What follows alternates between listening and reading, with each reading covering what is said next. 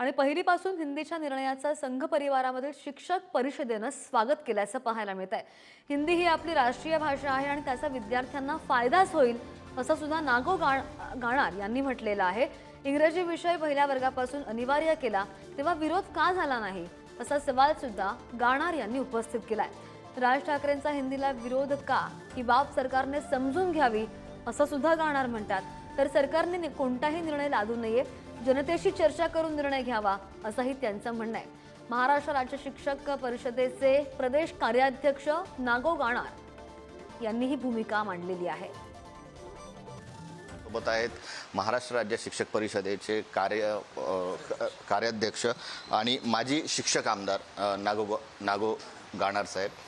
Sir, काय सांगाल, जे पहिल्या वर्गापासून महाराष्ट्रात हिंदी अनिवार्य करण्यात येत आहे, याकडे तुम्ही कसं पाहता? एक शिक्षक म्हणून कसं पाहता आणि अध्यक्षाचे म्हणजे परिषदेचे अध्यक्ष कार्याध्यक्ष म्हणून कसं पाहता? महाराष्ट्रात राष्ट्रीय शैक्षणिक धोरणाची अंमलबजावणी सुरू झाली आहे। केंद्राने घोषित केलेलं राष्ट्रीय शैक्षणिक धोरण महाराष्ट्र शासनाने स्वीकारलं आहे आणि त्यामुळे त्रिभाषा सूत्र हे अंमलात आणणं हे आवश्यक झालेलं आहे।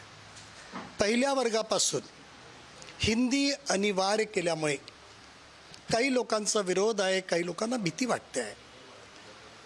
मला प्रश्न पडतो की जेव्हा महाराष्ट्रात पहिल्या वर्गापासून इंग्रजी अनिवार्य केलं त्यावेळेस कोणालाही भीती का वाटली नाही?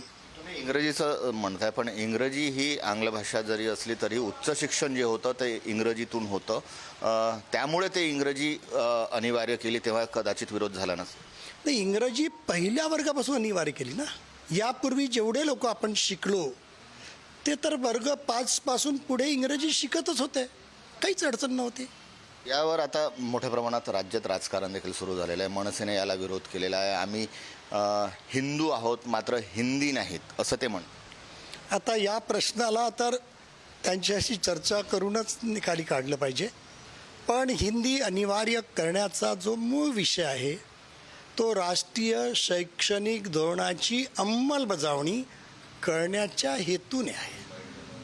त्यामुळे त्याचा विचार या दृष्टीनेच केला गेला पाहिजे, ही माझी नम्र विनंती सर्वांनाच आहे। खूप खूप धन्यवाद सर। कॅमेरामन मंगेश मोहितेसह जितेंद्र शिंगाडे, पुढारी न्यूज, नागपूर।